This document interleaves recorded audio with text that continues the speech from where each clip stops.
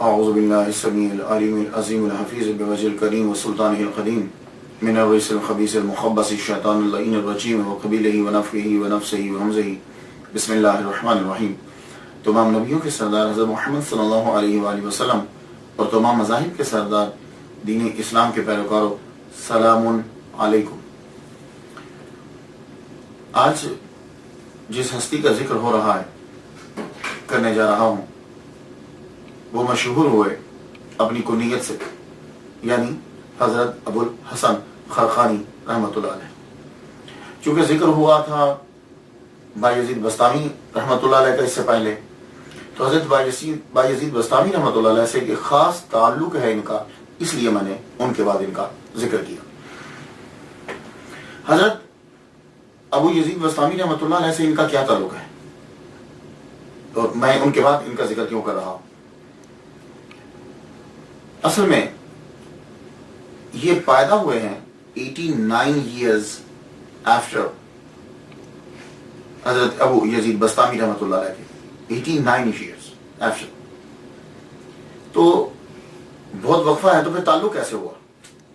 تعلق اس طرح ہے کہ حضرت ابو یزید بستامی رحمۃ اللہ علیہ جب اپنے شہر سے چل کے دھستان کے قبرستان میں جہاں شہداء کی قبریں تھیں، وہاں فاتح پڑھنے کے لیے سال کے بعد جایا کرتے تھے، تو رستے میں پڑتا تھا خرقان، تو خرقان میں کھڑے ہو جاتے۔ اس شہر کی اور اس قریے کی کوئی ریپوٹیشن اچھی نہیں تھی، زیادہ تر چور رہتے تھے یہاں، اور آپ لوگ رک کے یوں سانس انہیل کر اندر کھینچتے، سانس جیسے کوئی آدمی پھول کی خوشبو کو سونگتا ہے یا عطر کی شیشی کو سونگتا ہے۔ مریدوں نے پوچھ لیا، حضور طریقہ ہے آپ کا ہر سال، جو ہی آپ قبرستان جاتے ہیں تو یہاں رک کے سانس کیوں کھینچتے ہیں؟ کہنے لگے، اس سرزمین خرقان سے ایک مرد کی خوشبو آتی ہے، آئے گا تو ہمارے بعد، لیکن آپ نے نام بھی بتا دیا، کہا نام اس کا علی، پیشہ بھی بتا دیا، کہا کاشتکاری کرے گا، اہل و عیال ہوں گے، اور ہم سے وہ مرتبے میں 3 گنا زیادہ ہوگا۔ اللہ اکبر جل شانہ۔ اور اس تذکرے، اس کا ذکر مولانا روم نے مثنوی شریف میں بھی کیا ہے، ایک پورا باب باندھا ہے، اور بالکل جو میں ترجمہ کر رہا ہوں وہ انہوں نے فارسی میں کہا ہے، اور یہی ہوا۔ اور ایک اور طریقہ، یعنی ایک اور طرح سے بایزید بستامی رحمۃ اللہ علیہ سے ان کا تعلق، ابو الحسن خرقانی رحمۃ اللہ علیہ کا، وہ کیا ہے؟ وہ تعلق بایت کا تعلق جو ہے، اس سلسلے کا تعلق بنایا جاتا ہے۔ کہتے ہیں کہ خواجہ ابو الحسن مرید مولانا ترک توسی رحمۃ اللہ علیہ کے، اور وہ مرید ہیں خواجہ آرابی کے، اور وہ مرید ہیں خواجہ مغربی کے، اور وہ مرید تھے ابو یزید بستامی رحمۃ اللہ علیہ۔ تو یعنی اس طرح سے بھی ان کے ساتھ تعلق جو ہے وہ آپ کا جوڑ دیا گیا۔ حضرت ابو یزید بستامی رحمۃ اللہ علیہ کا وصال مبارک ہوا ہے 261 ہجری میں، اور ابو الحسن خرقانی رحمۃ اللہ علیہ پیدا ہوئے ہیں 350 ہجری میں۔ تو یوں ابو الحسن خرقانی رحمۃ اللہ علیہ 89 ایئرز بعد پیدا ہوئے۔ تذکرۃ الاولیاء میں 39 سال لکھا ہے کہ 39 سال کے بعد پیدا ہوئے، تو یہ کاؤنٹنگ کے حساب سے صحیح نہیں ہے، میں ان سے اختلاف نہیں کرتا، لیکن اگر وہ 261 ہجری میں ابو یزید بستامی رحمۃ اللہ علیہ دنیا سے رخصت ہوئے ہیں اور یہ 350 ہجری میں پیدا ہوئے ہیں، تو آپ خود ہی گن لیجیے۔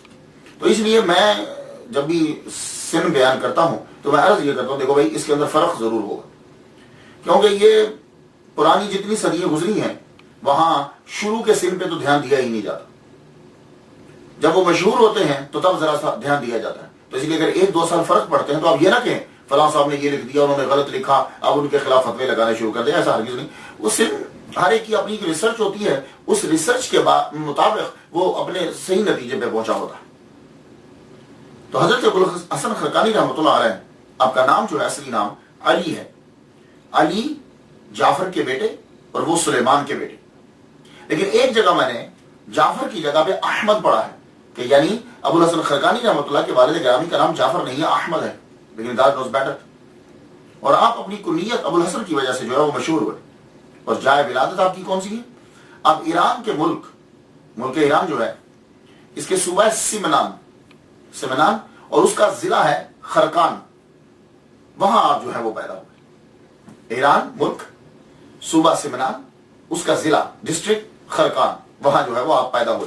350 ہجری میں آپ پیدا ہوئے ہیں اور 425 ہجری میں آپ کا جو ہے وہ وصال ہوا، تو معلوم ہوا کہ آپ کی ٹوٹل عمر جو ہے وہ 75 ایئرز ہے، 75 سال آپ نے اس زمین کے اوپر جو ہے وہ گزارے۔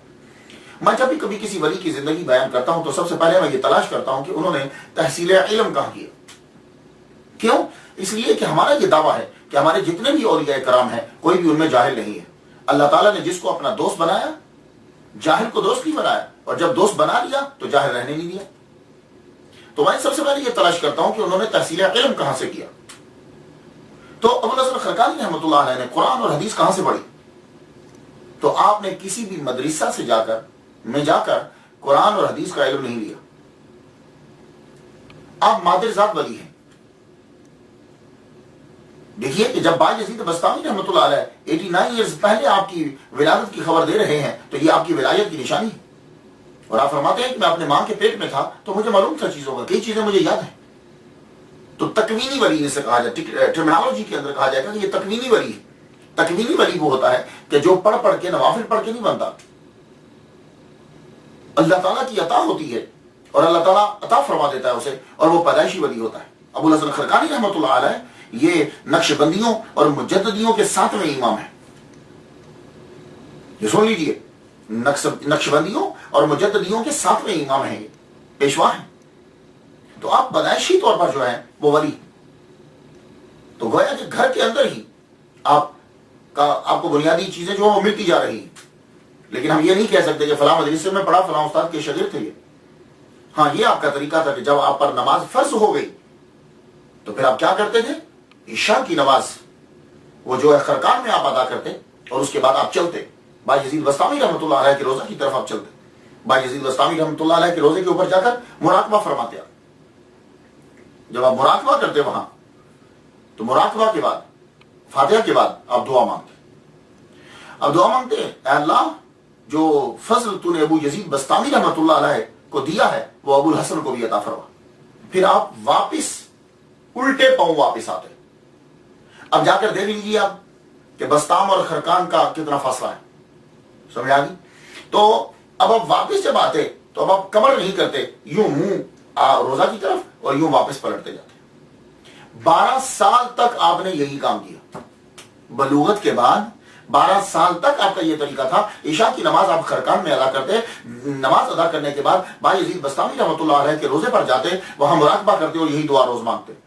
12 سال جب گزر گئے تو تربت سے آواز آئی، ابو یزید بستامی رحمۃ اللہ علیہ کے روزے سے آواز آئی، اے ابو الحسن اب وقت آ گیا ہے، تو ایک جگہ بیٹھ کر مخلوق کو اللہ کی راہ دکھا، اور جو تو دعا مانگا کرتا تھا وہ قبول ہو گئی، چل الحمدللہ سے پڑھنا شروع کر دے اور خرقان کی طرف واپس پلٹ جا۔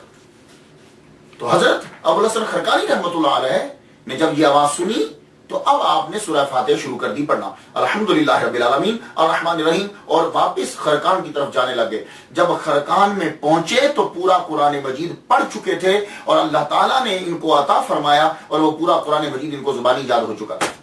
یہ ہے قرآن کی تعلیم کہ یعنی بستام سے چلے، الحمد سے شروع کیا اور والناس خرقان تک ہو گیا اور پورا قرآن مجید زبانی یاد ہو گیا۔ یہ ان کی نظر ہے، اللہ کا کرم ہے۔ اللہ تعالیٰ نے تمام باطنی دروازے بھی کھول دیے، تمام علوم آشکار ہو گئے، گویا کہ علم لدنی عطا فرما دی۔ اب اللہ تعالیٰ نے کتنے مراتب ان کے طے کیے، ایک طویل گفتگو ہے، اور ابو الحسن خرقانی رحمۃ اللہ علیہ پر بہت زیادہ لکھا ہے، جس نے بھی لکھا بہت زیادہ لکھا۔ اور اگر آپ ڈیٹیل سے پڑھنا چاہتے ہو تو میں ریکمینڈ کروں گا آپ کے لیے تذکرۃ الاولیاء، اس کے اندر آپ پڑھیے باجزید بستامی رحمۃ اللہ علیہ کی پرواز اور ابو الحسن خرقانی رحمۃ اللہ علیہ کی پرواز جو ہے، اور پھر مراتب اور درجات جو ان کو عطا ہوتے گئے اور ان پر جو چیزیں آشکار ہوتی گئیں یہ ان کو واضح کرتے گئے، بتلاتے گئے۔ تو وہ آپ جا کے تذکرۃ الاولیاء کے اندر ڈیٹیل کے ساتھ جو ہے وہ آپ پڑھ سکتے ہیں، لیکن میں چند گوشوں پہ گفتگو کرتا ہوں، ایک تو ٹائم نہیں ہوتا اور دوسرا ایک میرا مطمع نظر کچھ اور ہے۔ اولیاء کرام کے بارے میں جو بتانا چاہتا ہوں چیزیں، وہ چند چیزیں میں ان میں سے اسٹڈی کرنے کے بعد چنتا ہوں۔ اب دیکھیے تحصیل علم کے بعد دوسری چیز میں جو دیکھتا ہوں اولیاء کرام کے اندر، وہ میں دیکھتا ہوں توحید اور رسالت کے بارے میں ان کا کیا کنسپٹ ہے. کیونکہ دھندلا کر دیا ہے اولیاء کرام کا تصور لوگوں کی نظر کے اندر. لوگ اولیاء کرام کو پتہ نہیں کیا سمجھتے ہیں. میرا جو متوہ نظر ہے، جو میں نے یہ سلسلہ شروع کیا ہے، اور میں امید کرتا ہوں کہ آپ لوگ میرے ساتھ تعامل کرو گے، کیونکہ اس کے اندر کسی کو کوئی لالچ نہیں ہے. اللہ کی رضا کی خاطر ہم اولیاء کی سیرت کو دوسروں تک پہنچا رہے ہیں. توحید اور رسالت دوسرا عنوان میں لیتا ہوں ان کی زندگی سے. اب ابو الحسن خرقانی رحمۃ اللہ علیہ میں دیکھتا ہوں کہ یہ توحید پر ان کا ایمان اور حضور پر ان کا ایمان اور اس کا اظہار وہ کیسے کرتے. سنیے، آپ ایک دن فرماتے ہیں، اے اللہ میں ہر جگہ تیرا غلام ہوں، تیرا بندہ ہوں، اور تیرے محبوب سلطان الانبیاء کا میں نوکر ہوں. دونوں چیزیں آ گئی، دونوں چیزیں آ گئی. اللہ تعالیٰ کو کہہ رہے ہیں کہ میں تیرا بندہ، اور حضور سے کہہ رہے ہیں کہ میں آپ کا نوکر. اور پھر ایک جگہ فرمایا ہر شے کی انتہا ہے، ہر شے کی انتہا ہے. بعض جگہ کہ مجھے ہر شے کی انتہا معلوم ہو گئی، لیکن حضور صلی اللہ علیہ وآلہ وسلم کے مدارج کی کوئی انتہا نہیں. یہاں وہ تسلیم کر گئے کہ محمد مصطفیٰ صلی اللہ علیہ وسلم سب سے افضل ہے. حضور کے مدارج کی کوئی انتہا نہیں، اور اللہ کی مغفرت کی بھی کوئی انتہا نہیں. تو یہاں خدا تعالیٰ کو غفور و رحیم تسلیم کر لیا. اور پھر ایک جگہ یوں اقرار اور اظہار کیا، اور یہ بالکل رسالت پر ایمان، مکمل ایمان. کہتے ہیں کہ ابو الحسن اس قافلے میں شامل ہے جس میں سب سے آگے اللہ ہے، پھر میرے سردار، میرے پیشوا حضرت محمد مصطفیٰ صلی اللہ علیہ وسلم ہے، اللہ کا کلام، سنت رسول، پھر صحابہ اور فقہاء اعظام، اور وہ لوگ بہت ہی بانصیب ہیں جو اس مبارک قافلہ میں شامل ہیں. یہ سنتے جائیے گا، اور جب ان چیزوں کو آپ سن لیں تو پھر کبھی کسی کی بات مت سنیے گا کہ اس نے کہا کہ میں یہ نو. آپ کہہ رہے ہیں کہ میرے قافلے کا سردار سب سے آگے اللہ پاک ہے، اور مخلوق میں اللہ کے بعد محمد صلی اللہ علیہ وسلم، پھر صحابہ کرام، پھر فقہاء.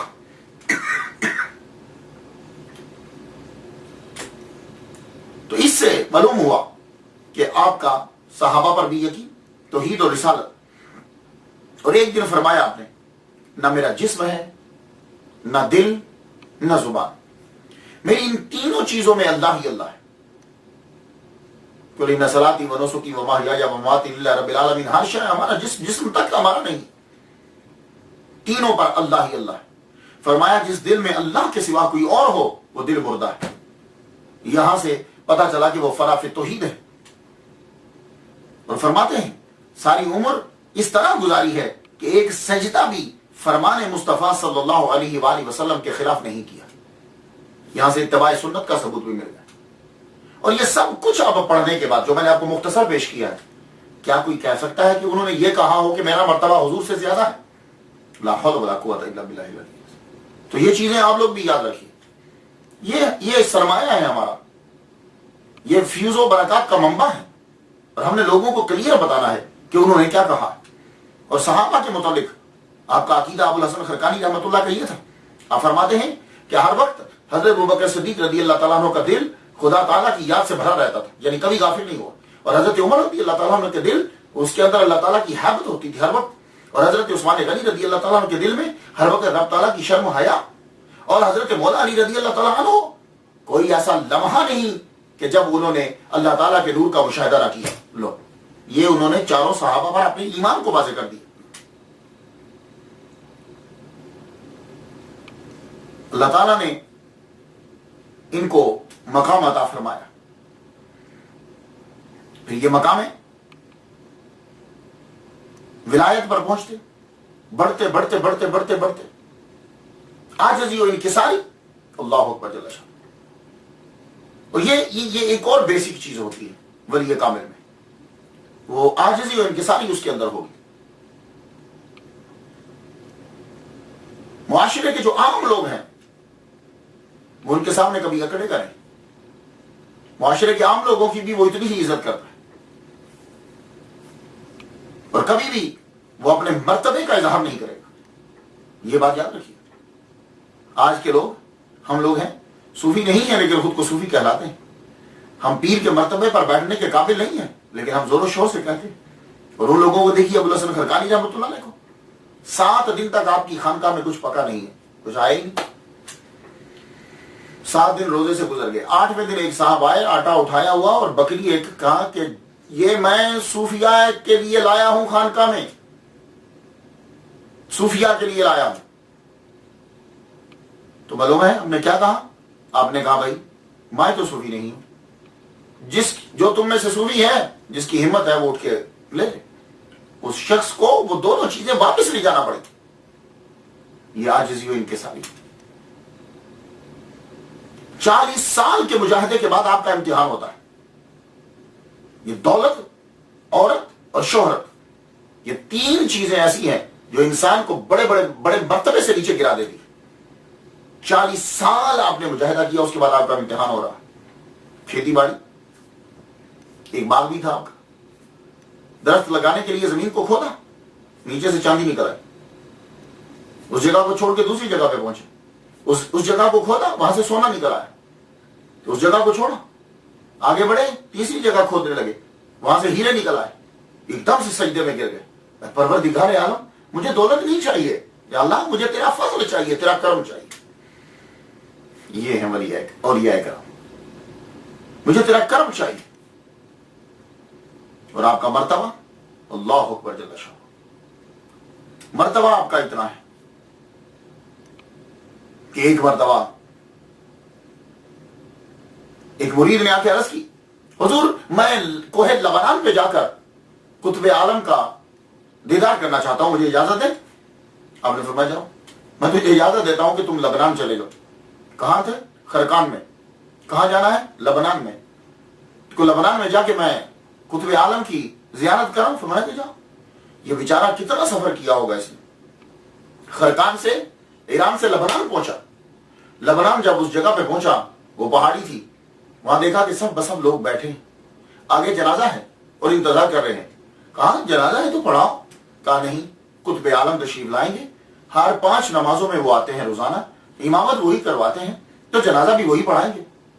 انتظار ہو، یہ ظہر کا وقت ہے، امام آئے، امام جب آئے پہلے نماز پڑھائی، پھر جنازہ آگے لایا گیا، جنازہ پڑھایا، اور جب وہ مڑ کے جانے لگے تو یہ مرید دیکھ کر حیران رہ گیا کہ وہ تو ابوالحسن خرقانی رحمۃ اللہ علیہ ہیں۔ ایک دم سے غش کھا کے گر گیا۔ جب ہوش آیا تو عصر کا وقت بالکل قریب تھا، عصر کا وقت قریب تھا، پھر اسی طرح صف لگی، یہ اگلی صف میں قریب بیٹھ گیا۔ جو ہی پھر وہ امام ابوالحسن خرقانی رحمۃ اللہ علیہ ظاہر ہوئے، نماز پڑھا کے جانے لگے تو دامن پکڑ کے رو پڑا، حضور میں شرمندہ، میں نہ تھی، مجھے کیا معلوم کہ قطب عالم میرا پیر ہی ہے، میں اپنے پیر کو چھوڑ کر میں دوسری جگہ پہ چلا گیا۔ آپ نے خاموشی سے کہا چپ کر جاؤ، میرے دامن کو پکڑو اور واپس چلتے۔ طے زمانی ایک دم سے خرقان پہنچے اور فرمانے لگے سنو، جب تک میں زندہ ہوں تم نے یہ بات کسی کو نہیں بتائی۔ یہ قطب عالم ہوتا کیا ہے؟ اب یہ اصطلاح ایک آ گئی، ایک نام آ گیا، تو بڑی تیزی کے ساتھ جلدی سے بتاتا جاؤں آپ کو۔ میں نے ابن عساکر میں پڑھا کہ 300 اولیاء، 30 ابدال، 7 اوتاد، 5 اقطاب اور 1 قطب عالم۔ پھر سن لیجیے، 300 اولیاء پوری دنیا میں، 300 اولیاء، 30 ابدال، 7 اوتاد، 5 اقطاب اور 1 قطب عالم۔ تو قطب عالم یوں سمجھ لیجیے کہ جیسے کسی ملک کا وزیر اعظم یا صدر ہوتا ہے، یعنی جو سب سے بڑا جس ملک میں ہے، تو وہ قطب عالم ہوتا ہے۔ اور قطب عالم کے لیے طے زمانی کوئی چیز نہیں ہے، یہ مسافت، یہ سفر کوئی معنی نہیں رکھتا۔ وہ چشم زدن کے اندر پوری دنیا کا سفر کر سکتا ہے قطب عالم۔ اب آپ نے دیکھا کہ 5 نمازیں یہ وہاں جا کے پڑھاتے ہیں لبنان میں، اور قطب عالم، اللہ اکبر۔ اور یہ بچپن میں بھی ایسا ہوتا تھا ان کے لیے، کبھی کبھی خرقان سے 1 سیکنڈ میں پہنچ جاتے تھے، بس آپ چشم زدن میں پہنچ جایا کرتے تھے۔ اللہ اکبر جل شان۔ اللہ تعالیٰ نے ان کو اتنا مرتبہ عطا فرمایا۔ اور ابوالحسن خرقانی رحمۃ اللہ علیہ چونکہ یہ نقشبندیوں اور مجددیوں کے امام ہیں، پیشوا ہیں صاحب، تو یہ سماج و قوالی ہے نا، نقشبندیوں میں نہیں ہوتی ہے، قادریوں میں بھی نہیں ہوتی، یہ چشتیوں میں زیادہ تر ہوتی ہے، ایک سلسلہ ہے تبلیغ کا، جیسا بھی اندازہ ہوگا۔ یہ سماج جو ہے ایک متنازع مسئلہ ہے، لیکن میں آپ کو بتا دوں ابوالحسن خرقانی رحمۃ اللہ علیہ جو فرمایا کرتے تھے کہ سماع کے ذریعے نہیں، تم قرآن کے ذریعے سے خدا کے تک پہنچو، تو قرآن پڑھنے کو بڑا ترجیح دیتے تھے کہ زیادہ سے زیادہ جو ہے وہ قرآن مجید کو پڑھو، اور فرمایا کرتے تھے کہ سماع اس کے لیے جائز ہے، قوالی اس کے لیے جائز ہے کہ جو عرش سے لے کر تحت الثری تک ہر شے کو ایک نظر سے دیکھ رہا ہو۔ سن لیجئے، یہ آج کی قوالی تو اس پائے میں پہنچتی ہی نہیں ہے، تو میں اس کی تشریح یوں کرتا ہوں کہ سماع مخصوص ارشادات، مخصوص آلات، مخصوص لمحات، مخصوص حضرات میں ہوتا ہے، بس۔ یہ تو قوالی آج کی جو ہے یہ تو فراڈ ہے، گانا ہے سراسر۔ وہ جو قوالی کیا بھی کرتے تھے نا، جو سماع جو جن اولیاء کرام کے سماع ہوتا تھا، ذرا پلیز اسے پڑھ لیجئے، وہ کیا ہوتا تھا۔ وہ لوگ خود باوضو ہوتے تھے، شرع کے پابند ہوتے تھے، محفل میں کسی بچے کو بیٹھنے کی اجازت نہیں ہوتی تھی، اور سننے والے بھی باشرہ ہوتے تھے، اور کلام بھی مخصوص ہوتا تھا۔ یہ کلام نہیں ہوتا تھا، تو آپ زیادہ تر ترجیح جو ہے وہ اسی کو دیا کرتے تھے۔ اور پھر ایک اور بات جو اولیاء کرام میں دیکھتا ہوں، وہ یہ دیکھتا ہوں کہ میرا یہ یقین ہے کہ جو جتنا اللہ کے قریب ہوگا وہ اتنا ہی اس کے بندوں کی خدمت بھی کرے گا، اس کے لیے آسانی کرے گا۔ تو میں اسٹڈی کرتے ہوئے خدمت خلق دیکھتا ہوں کہ اس ولی کامل کے اندر یہ چیز، یہ صفت ہے، کیوں ہمیں آج کے دور میں یہ چاہیے۔ تو خدمت خلق حضرت ابو الحسن خرقانی رحمہ اللہ تعالی کے اندر ہم اس چیز کو دیکھتے ہیں۔ تو آپ نے بھی خانقاہ بنائی ہے، لنگر خانہ کھولا ہے، اور ہر ولی کا یہ طریقہ ہوتا ہے۔ لیکن ابو الحسن خرقانی رحمۃ اللہ علیہ کا خاص جملہ سماعت کر لیجئے اس کے اندر۔ آپ فرماتے ہیں کہ 24 گھنٹوں میں کسی مومن کو جو تکلیف نہ دے، گویا کہ وہ حضور کی محبت میں رہا ہے۔ یعنی رات اور دن میں کسی بھی مسلمان کو تکلیف نہیں دی تو گویا کہ وہ حضور کی محبت میں رہا، اور جس نے رات اور دن 24 گھنٹے کے اندر کسی لمحے بھی کسی مومن کو تکلیف دے دی، اس نے اس دن کی ساری عبادت کو ضائع کر دیا۔ اللہ اکبر جل شانہ۔ یہ ہے ولی کامل، جن کو ہم پیر کہتے ہیں۔ یہ ہیں کہ ایک مومن کو تکلیف دے دی تو پورے دن کی عبادت جو ہے وہ ضائع ہو گئی۔ تو فرماتے ہیں اللہ سے دوستی کا دعویٰ اس شخص کا جھوٹا ہے کہ جس کو اس کی مخلوق سے پیار نہیں۔ تم کہتے ہو کہ میں اللہ سے پیار کرتا ہوں اور اس کی مخلوق سے نفرت کرتے ہو، یہ دعویٰ تمہارا جھوٹا ہے۔ اور مہمان یہ بھی خدمت خلق میں آتا ہے۔ مہمان جب کسی کے گھر میں آ جاتا ہے تو حضرت ابو الحسن خرقانی رحمۃ اللہ علیہ نے یہ فرما دیا کہ مہمان جب تمہارے گھر میں آ جائے تو سارے جہان کی نعم، یعنی جسے اردو میں نعمتیں کہتے ہیں، سارے جہان کی نعمتیں ایک لقمہ بنا کر اگر اس مہمان کے منہ میں دے دی جائے، یعنی اس کو پیش کر دی جائے کھانے کے لیے، سارے جہان کی نعمتیں، تو تب بھی حق ادا نہیں ہوگا۔ یہ ہے ولی کام۔ اس لیے ہم انہیں مانتے ہیں۔ اس لیے میں کہتا ہوں کہ if you want to change your life, listen and read the stories of friends of Allah۔ اس لیے میں کہتا ہوں کوئی چیز کلک کر جائے گی آپ کو، اس لیے شامل ہو جائیے آپ میرے ساتھ تاکہ ہم یہ پیغام آگے تک پہنچا سکیں۔ تقویٰ کے بارے میں پڑھا جاتا ہے، سنا جاتا ہے کہ تقویٰ ہے کیا۔ مختلف لوگوں نے مختلف تعریف کی ہے۔ حضرت ابو الحسن خرقانی رحمۃ اللہ علیہ کیا فرماتے ہیں کہ تقویٰ کیا ہے؟ اس طرح زندگی بسر کر کہ کرامن کاتبین کو واپس بھیج دے۔ اب اس چیز کو ذرا سمجھیے گا، اس طرح زندگی بسر کر کہ کرامن کاتبین، یعنی یہ دونوں فرشتے بیٹھ کے یہ تک ان کی ضرورت ہی نہ رہے، واپس چلے جائے۔ اگر ایسا نہیں تو رات کے وقت ان کے ہاتھ سے دیوان لے لیں، اور اگر یہ بھی نہیں کر سکتے تو کم از کم یہ تو کرو کہ جب فرشتے واپس جائیں اللہ کے پاس تو یہ کہیں کہ وہ نیکی اس نے کی تھی۔ یعنی تیری زندگی اس طرح کی ہونی چاہیے، ضرورت ہی نہ رہے، ڈائریکٹ تیرا رابطہ اللہ تعالیٰ سے، اور اللہ تعالیٰ کا ہر کام تو کر رہا اور فنا ہو اس کی توحید کر۔ اور میں نے جو یہ ولی کامل پہلے دیکھے ہیں کہ جنہوں نے مومن کی طاقت کے اسرار کھول دیے، کہ مومن کے اندر طاقت کتنی ہوتی ہے۔ ہم لوگ اپنے آپ کو کمزور سمجھتے ہیں، اس کی وجہ یہ ہے کہ ہم نے روحانیت کو چھوڑ دیا ہے۔ جب ہم روحانیت کے اندر آ جائیں گے، ولیوں کے پیچھے چلنے لگ جاتے ہیں، ولایت کے رستے پہ چلتے ہیں، تو پھر کیا ہوتا ہے؟ اب مومن کی طاقت کو ابو الحسن خرقانی رحمۃ اللہ علیہ کی نظر سے سن لیجیے۔ آپ فرماتے ہیں، ابو الحسن خرقانی رحمۃ اللہ علیہ نے فرمایا، کہتے ہیں کہ ایک مومن کو، ظاہر یہاں مومن سے مراد ولی کامل ہے، ایک مومن کو 40 فرشتوں کی ہیبت عطا کی جاتی ہے، یعنی اس کے اندر جو پاور ہوتی ہے وہ 40 فرشتوں کی ہیبت اور دبدبہ عطا کیا جاتا ہے، اور یہ ہیبت پوشیدہ رکھ دی جاتی ہے تاکہ بندوں کے ساتھ میل جول جو ہے وہ رہے۔ سب سے پہلے انہوں نے یہ سر کو کھول دیا کہ ایک مومن کے اندر 40 کم از کم 40. اور آپ نے فرمایا یہ ابو الحسن خرقانی رحمۃ اللہ علیہ مجددیوں اور نقشبندیوں کے ساتھ میں پیشوا کہتے ہیں کہ 3 جگہیں ایسی ہیں کہ فرشتے ہیبت کھاتے ہیں، یعنی ڈرتے ہیں، خوف کھاتے ہیں. کس سے؟ ہم سے، آپ سے، ہم لوگوں سے نہیں. یہ ولی کامل کی بات ہو رہی.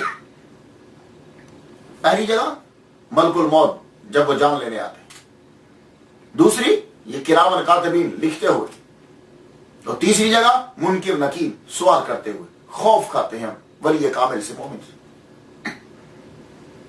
اب پھر وہی مسئلہ آ گیا کرامت کا.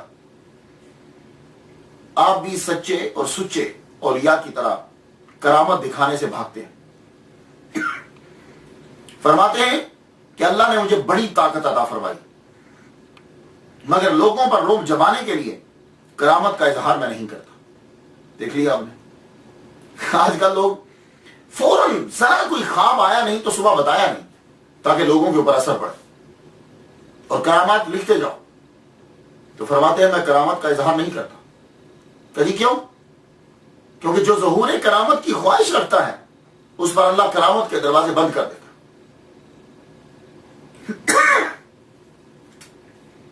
مجھے ان کی سیرت پڑھنے سے ایک نئی چیز ملی. 700 ہجری کے بعد زیادہ یہ چیز دیکھی گئی. وہ کیا ہے؟ خضر علیہ السلام سے ملاقات کرنا. میں نے اکثر دیکھا ہے سیرت جب میں پڑھتا ہوں تو مریدین فل کوشش کرتے ہیں کہ پیر صاحب کی ملاقات کسی نہ کسی طرح خضر علیہ السلام سے ہو جائے. وہ ایک اعزاز سمجھتے ہیں. لیکن یہ واحد ولی کامل ہے کہ یہ تصور میں نے ان کے ہاں دیکھا. ایک آدمی 60 سال سے عبادت کرتا رہا، ان کا مرید ہے، اور ایک دن آ کے عرض کرنے لگا حضور میرا من چاہتا ہے، میں خضر علیہ السلام سے ملاقات کرنے کو میرا دل چاہتا ہے. تو معلوم ہے آپ نے کیا فرمایا؟ آپ نے فرمایا چلو تم نے ساری زندگی کی عبادت کو ضائع کر دی. وہ آدمی کیا کہہ رہا ہے؟ مرید کیا کہہ رہا ہے کہ میرا دل چاہتا ہے کہ میں خضر علیہ السلام سے ملوں. آپ نے فرمایا تم نے 60 سال کی عبادت جو تم نے کی ہے وہ تم نے ضائع کر دی ہے. اب اس کے ازالے کے لیے جاؤ، مزید عبادت کرو. تو تم نے اتنی عرصے عبادت کرنے کے بعد پھر بھی ایک مخلوق سے ملنا چاہا. تیرے من میں خالق کی طلب کیوں نہیں پیدا ہو؟ یہ ایک نیا کنسپٹ ہے جو میں حضرت ابو الحسن خرقانی رحمۃ اللہ علیہ میں دیکھ رہا ہوں. ادروائز ہر ایک کی آرزو ہوتی ہے کہ میں حضرت خضر سے ملوں، میں حضرت خضر سے ملوں. تو آپ فرماتے ہیں پھر بھی مخلوق کا ہی تصور آیا. کرامت دکھائی جاتی ہے ایمان کو مضبوط کرنے کے لیے یا حقیقت کا اظہار کرنے کے لیے. تو آپ سے بھی کبھی کبھی کرامت ظاہر ہوئی، لیکن اس لیے نہیں ظاہر ہوئی کہ لوگوں پہ دبدبا بیٹھے. ایمان مضبوط ہو لوگوں کا. آپ اپنی خانقاہ میں جلوہ فرما ہیں، خانقاہ میں بیٹھے ہوئے شیخ المشائخ حضرت عبداللہ داستانی رحمۃ اللہ علیہ تشریف لائے. جب وہ خانقاہ میں آئے انہوں نے آتے ہی کیا کیا؟ مریدین بیٹھے ہوئے، ان کے سامنے تشت پڑا ہوا ہے، تشت ٹرے، اس میں پانی ہے. آپ نے یوں ہاتھ ڈال کے ایک مچھلی نکال دی. حضرت موڈ میں تھے حضرت ابو الحسن خرقانی رحمۃ اللہ علیہ. آپ کے سامنے تندور چل رہا تھا جس میں روٹیاں لگاتے ہیں. آپ نے اس کے اندر ہی ہاتھ ڈال دیا. ہاتھ ڈال کے جب نکالا تو زندہ مچھلی. فرمایا کہ پانی میں سے نکالنا کوئی بڑی بات نہیں ہے، ہم نے جلتی ہوئی آگ میں سے مچھلی نکال دی. اس سے مریدوں کا ایمان اور مضبوط ہو گیا. ابو الحسن خرقانی رحمۃ اللہ علیہ کا نام آئے اور محمود غزنوی کا ذکر نہ ہو تو یہ محمود غزنوی کے لیے بہتر نہیں ہے. تو تاریخ کے کچھ اوراق جو ہے ان پر ظلم ہو جائے گا. محمود غزنوی اس کو بڑا شوق تھا کہ جتنے بڑے بڑے لوگ ہیں جیسے کہ ابو علی سینا، اسکالرز بڑے بڑے، یہ میرے دربار میں رہیں.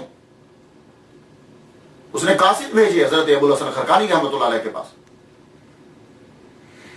کہ ان سے جا کے کہو کہ محمود غزنوی آپ کو ملنا چاہتا ہے اور آپ میرے دربار میں تشریف لائیں. اور یہ بات محمود غزنوی کو معلوم تھی، یہ اسے معلوم تھی کہ وہ میرے دربار میں نہیں آئیں گے.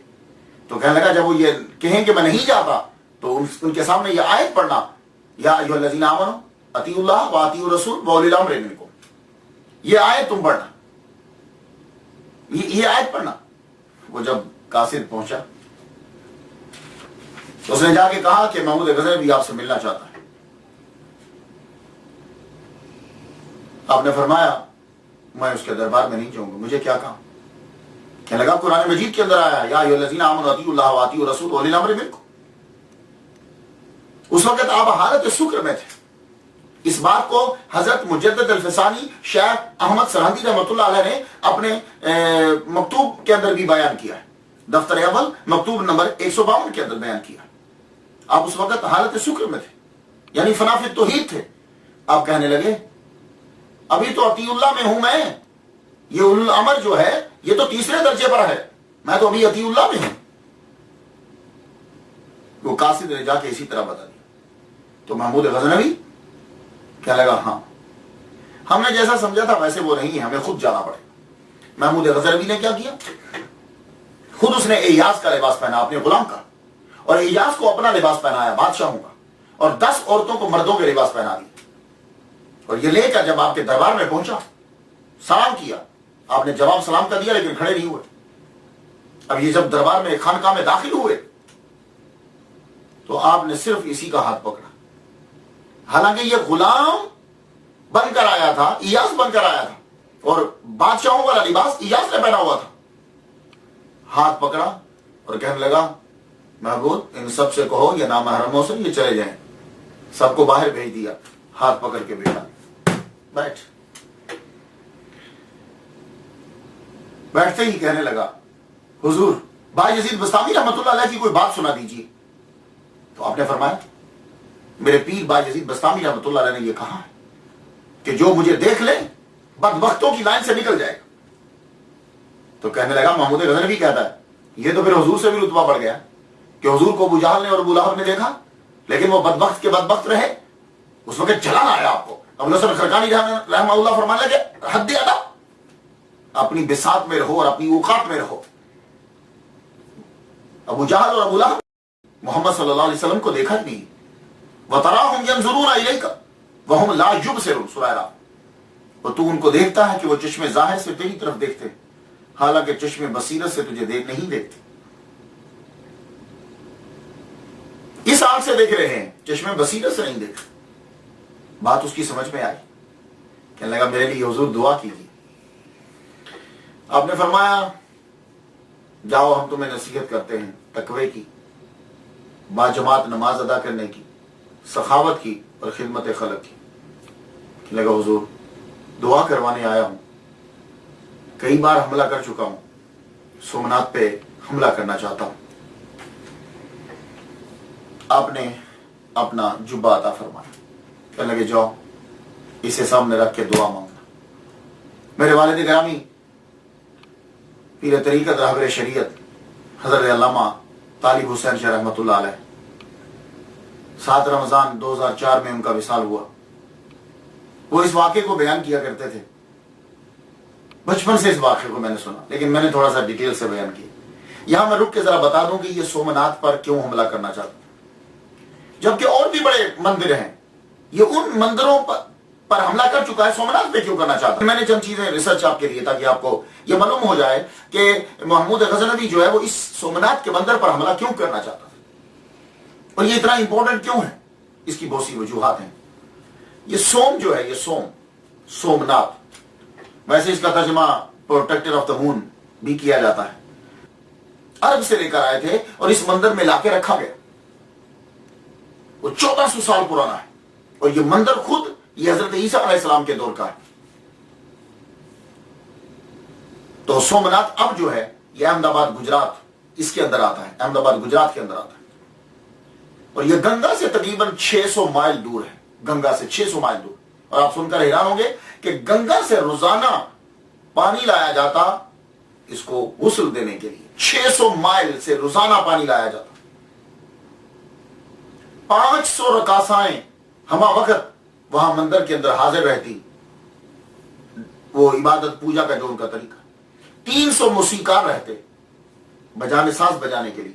اور 300 آدمی، اتنے لوگ اس مندر میں آتے تھے کہ 300 آدمی باربر وہاں رہتے تھے شیو بنانے کے لیے، ٹنٹ کرنے کے لیے. اور سومناتھ کا مندر 5 منزلوں پر مشتمل تھا اور ارد گرد سمندر بھی ہے. مزید اس کے گرد خندقیں کھودی گئی اور ان خندقوں میں پانی بھر دیا گیا اور وہاں ہر وقت پہرے دار رہتے تاکہ کوئی آگے سے حملہ نہ کر سکے. اس میں کشتیاں چلتی رہتی اور لائٹ کا اندر انتظام نہیں تھا کہ وہاں بڑی بڑی کندیلیں لگا دی گئی، نہیں، وہاں اندر ہیرے جواہرات لٹکائے گئے تھے کہ جن کی اپنی چمک سے روشنی رہتی تھی. اللہ اکبر. 56 ستون تھے اس کے اندر ساگوان کی لکڑی سے جو بنے ہوئے تھے. 200 سیر گولڈ سونا استعمال کر کے 200 سیر سونا استعمال کر کے ایک چین بنائی گئی تھی اور وہ چین جو ہے وہ کھینچتے تھے، اس کے ساتھ آگے ٹل تھا جو بجتا تھا. اور اس مندر کے اندر میں نے ایک حساب لگایا، میری ریسرچ کے مطابق 6.5 ٹن سونا تھا پورے مندر کے اندر. سارا سونا جو ہے 6.5 ٹن محمود غزنوی جو ہے وہ یہاں سے سونا لے کر گیا. یعنی اس دور کے اندر 20 ملین دینار کا سونا اور چاندی اس مندر کے اندر. اتنا یہ عظیم اور امیر مندر ہے. اب کوشچن اٹھے گا کہ محمود غزنوی جو دعا کروانے آ رہا ہے یہ مندر کے لیے، یہ مندر اتنا امیر کیوں ہے؟ سب لوگ ادھر کیوں جاتے ہیں؟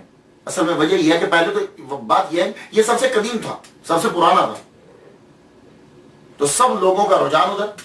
تو یہاں کے جو پروہت تھے، برہمن تھے، انہوں نے مشہور کر رکھا تھا پورے ہندوستان کے اندر کہ سنو، تم لوگ جب مر جاؤ گے تو تم سب کی روحیں اسی مندر میں آتی ہیں اور یہاں آ کر شیو جی کی پوجا کرتی ہیں. اب اگر تم چاہتے ہو کہ دوبارہ تمہاری روحیں جب زندہ ہوں تو تم دوبارہ جب جنم لو تو امیر کبیر بنو، تو یہاں زیادہ سے زیادہ جو ہے وہ ڈونیشن دیا کرو، زیادہ سے زیادہ دان دو. تو اب لوگ جو ہیں وہ امیر بننے کے لیے دوبارہ جب پیدا ہوں تو امیر ہوں تو پھر وہ چاندی دیتے، سونا دیتے. اور بڑے بڑے راجا جو تھے، مہاراجا اور راجا، وہ وہاں آ کر جواہرات دیتے اور لونڈیے تک جو ہے وہ اس مندر میں بھیجا کرتے تھے. اب آپ لوگ سمجھ گئے ہوگے سومناتھ کے مندر میں اتنا پیسہ کیوں تھا.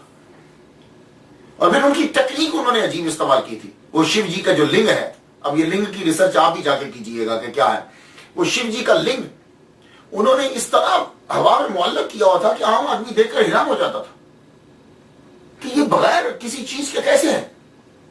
تو وہ زیادہ سے زیادہ اور دیتے تھے. اور اصل میں بات یہ تھی کہ ارد گرد انہوں نے مقناطیس لگایا ہوا تھا اور اس کے اندر لوہے کا استعمال تھا اور وہ چاروں طرف سے کشش برابر تھی تو وہ ہوا کے اندر یوں تھا.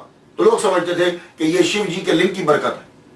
اور آج بھی آپ جا کے دیکھ لیجئے، اس لنگ کے اوپر بالکل ایک چاندی کی بنائی ہوئی یوں، اور اس میں دودھ ڈالتے ہیں، نیچے ہلکا سا سوراخ ہے، وہ ہر وقت اس کے اوپر دودھ جو ہے وہ گرتا رہتا ہے. اور یہ لوگ وہاں پھول ڈالتے ہیں، کھانا ڈالتے ہیں، ایک دفعہ ڈال کے پھر دوبارہ ڈالتے ہیں، پھر وہاں سے لے کے آگے جاتے ہیں اور یوں لگا کے چومتے بھی رہتے ہیں. وہ لنگ کی جا کے آپ ریسرچ کر لیجیے گا وہ لنگ اصل میں ہے کیا.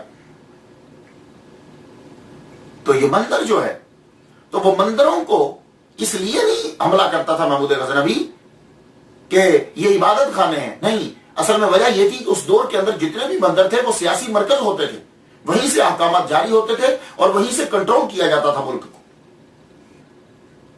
یہ خبر پورے ہندوستان میں پھیلا دی گئی کہ تمہارے جو مندر گرائے گئے ہیں وہ اس لیے کہ سومناتھ کا بھگوان جو ہے وہ تمہارے لیے تم سے ناراض تھا. ہم دیکھتے ہیں کہ کس طرح بڑھتا ہے محمود اس کی طرف. وہ اگر یہاں آئے گا تو بھسم ہو جائے گا.